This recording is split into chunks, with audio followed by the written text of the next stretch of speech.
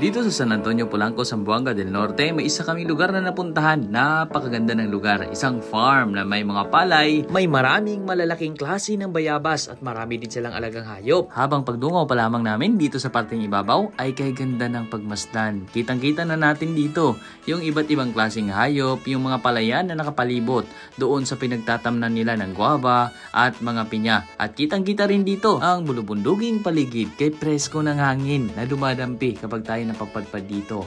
Napakaganda ng hangin, napakalamig ng hangin, kaibango ng simoy ng hangin at kay ganda ng mga tanawin. Sarap lalo dito sa umaga, kahit na umupo ka lamang sa tabi na may hawak-hawak na kape at merong pares na nilagang kamote or saging. Kay sarap na ng feeling, lahat ng problema ay malilimutan mo na. Abay, dito naman tayo ngayon sa may pwesto na mga taniman nila ng mga guava. Napakarami ng guava dito at ang mga klase ng guava dito ay hindi basta-basta. Ito yung mga malalaking klase ng guava na noong New Year nga, nung bumili kami ng guava, abay 80 pesos ang bawat isa ng ganitong klaseng guava. Pero dito sa kanila, nagbebenta rin sila ay usually is 50 pesos per kilo lamang sa panahon ngayon. Pero hindi natin masasabi kung magkano sa mga susunod pa. No, dito nga, 3 pirasong guava pa lang yung maabot na 1 kilo. Dahil ngayon malalaki itong mga bunga ng guava nila. No, ito rin sa napakagandang itanim dito, isang maganda ring pagkakakitaan sa bukid. No, itong mga guava kapag may mga tanim tayo nito. Kasi lagi rin itong namumunga. No, usually in-spray din ito ng mga pampabunga. No, itong mga guava ay maaring magbunga ng tuloy-tuloy. Dito lamang ginagawa nila habang itong mga guava ay namumunga na, ito'y binabalot din yung mga bunga nito para hindi naman masira ng mga peste o mga insekto. At ito'y mapakinabangan din, may bibenta na kung saan kapag naman mga overripe nito hindi na nila kailangang itapon. Dahil ngayon dito sa paligid ng kanilang taniman ay meron din silang iba-ibang mga alagang hayop. Meron silang itik, pato, gansa at meron din silang mga alagang isda. Itong lote na kanilang pinagtamnan itong mga bayabas ay nasa 500 square meter lamang, ito estimated lamang. No, na tinamnan nila ng mahigit sa 200 na puno ng mga bayabas. No, itong mga bayabas na ito ay malalaking klase. Napakaganda rin itong mga bayabas nito. Napakasarap, napakatamis. No, at dito naman sa ilalim ng bayabas, so nandyan naman yung mga itik.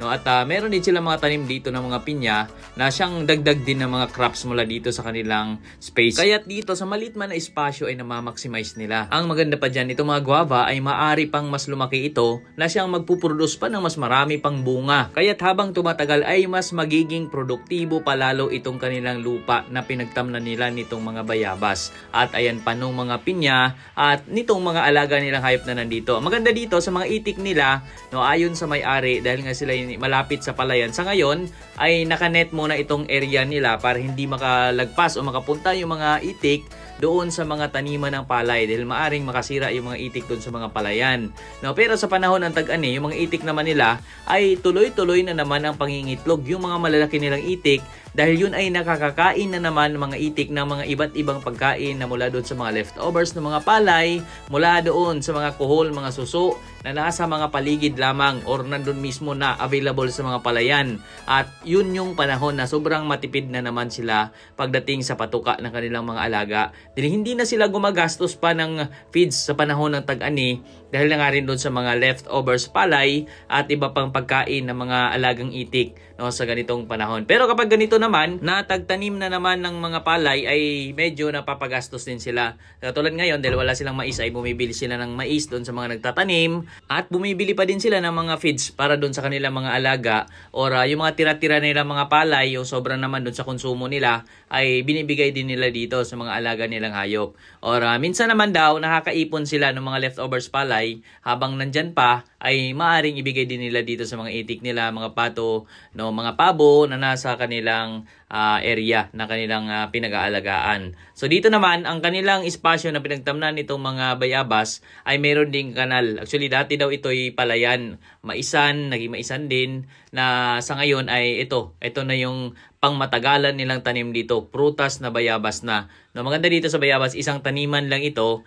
na habang tumatagal, lumalaki, dumadami ang bunga, so lumalaki din ang posibleng kikitain dito sa mga bayabas. No, napakagandang ideya rin ito lalo na sa mga magsasaka na merong ganitong espasyo ay pwede tayong magtanim ng bayabas or mga halaman na maaring mamunga ng tuloy-tuloy. No, tulad ng guyabano, ayan, kalamansi, yan maganda ring itanim yan. no, na dagdag income din natin sa ating mga bukid. Kaya sa ating mga bukid may mga resources na babagay din doon sa mga alaga nating hayop at meron ding mga lupain na babagay din doon sa pananim na dapat nating itanim para maging pagkakakitaan natin lalo at magbibigay sa atin ng dagdag din na income bilang hanap buhay natin sa ating mga bukid. Magandang araw po, nandito tayo sa may mga bayabas naman yung kanilang farm. No, napakaganda nito kasi etong bayabasan nila, ang ganda ng lupa dito sa part na to.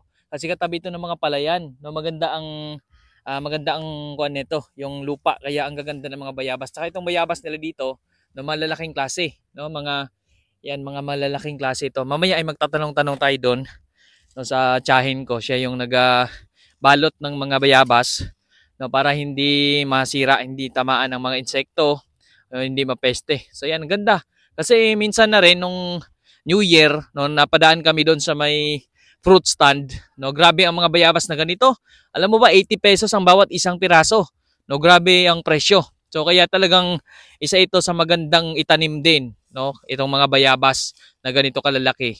At meron din silang mga alagang itik, may mga alaga silang pabo, no, meron din silang mga alaga rito mga pato na nandyan naman sa ilalim, naglalakad-lakad. At ayan pa, no, isa pa sa maganda dito, bukod sa bayabas, meron din silang mga pinya na tinatanim. No, yan, nililinis, ongoing yung paglilinis nila.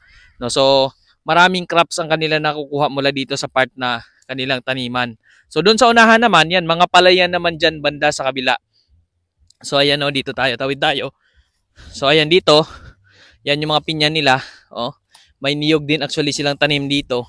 So grabe, talagang napaka-productive nito pag nagkataon na namunga na itong kanilang mga tinatanim dito, no.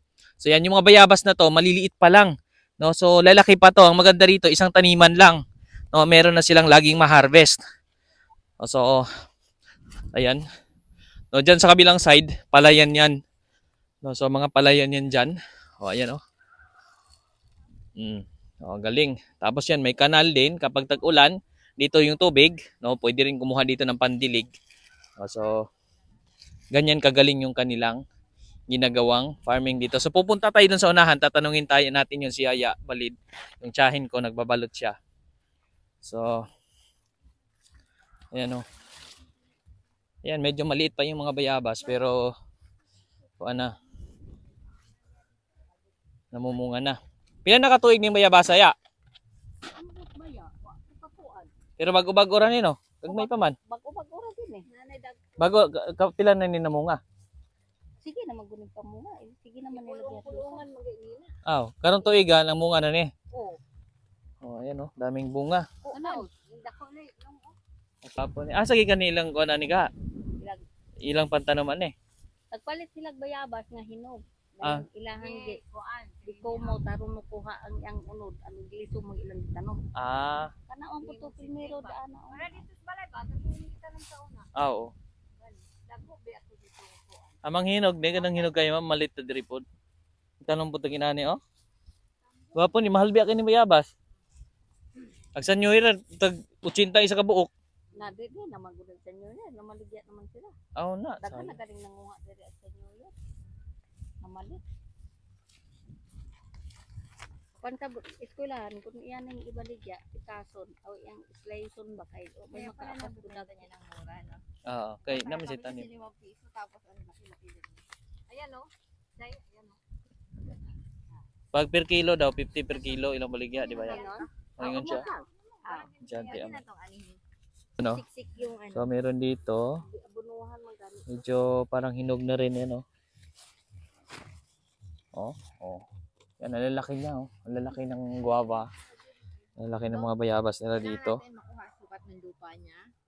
So, ayan, oh, lawak. Ilan yung mga tanim, At ayun ay nung dumating ang may-ari na confirm namin na meron dito mga bayabas na mag-iisang taon pa lamang pero nag-umpisa na rin na mamunga. At kasabay din ito, tinatamnan nila ng mga pinya at ayun din sa may-ari, meron itong 200 piraso na puno ng bayabas. Ang mga bayabas na ito, yung mga giant na klase ng bayabas, malalaking klase ng mga bayabas. Kaya 3 piraso pa lamang ay umaabot na sa 1 kilo dahil sa laki ng mga bayabas na ito.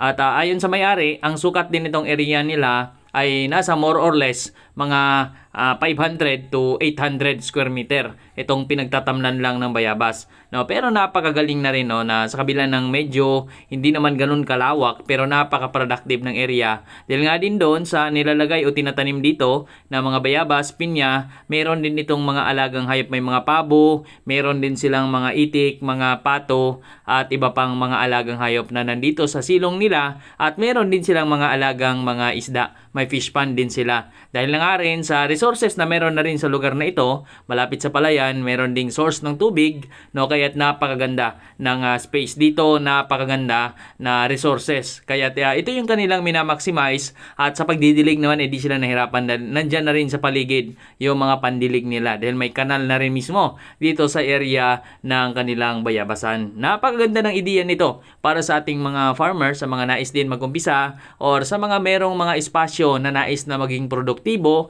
ay pwede natin gawin ang ganitong klaseng pamamaraan sa ating mga farm.